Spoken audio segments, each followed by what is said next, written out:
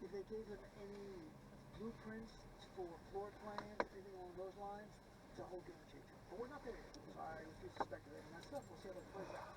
Here's where we are. You know, yesterday somebody made a great point. They said, can't you get police officers on who were defending our capital against the revolution, the rebels?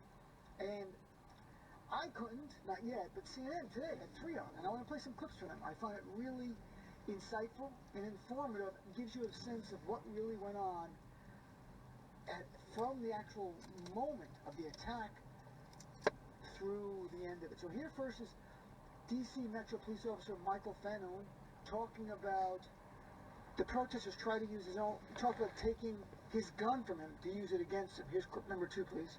I was just, trying to fight as best I could. I remember, like, guys were stripping me of my gear. These were rioters, pulling my badge off my chest.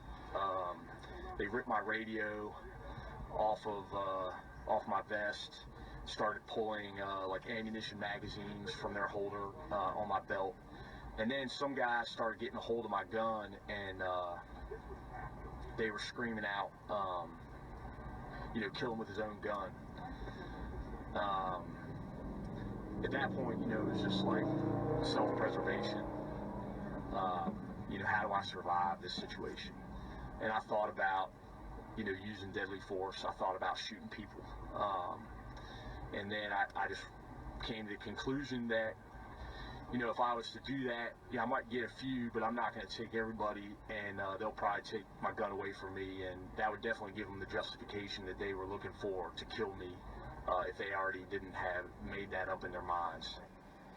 And then this veteran of the police who served for over 10 years had to beg for his life from the crowd, talking about having children, to give himself humanity in the eyes of these terrorists. Here's the officer continuing with that. Clip number 3, please.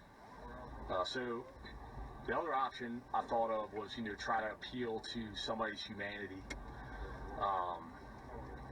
And I just remember yelling out that I have kids, and it seemed to work.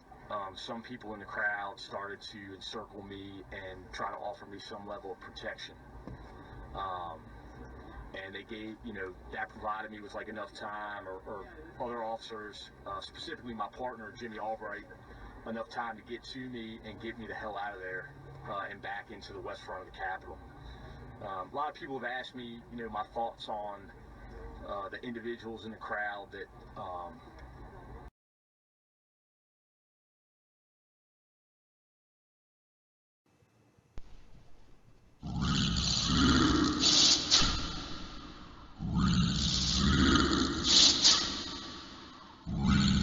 Resist the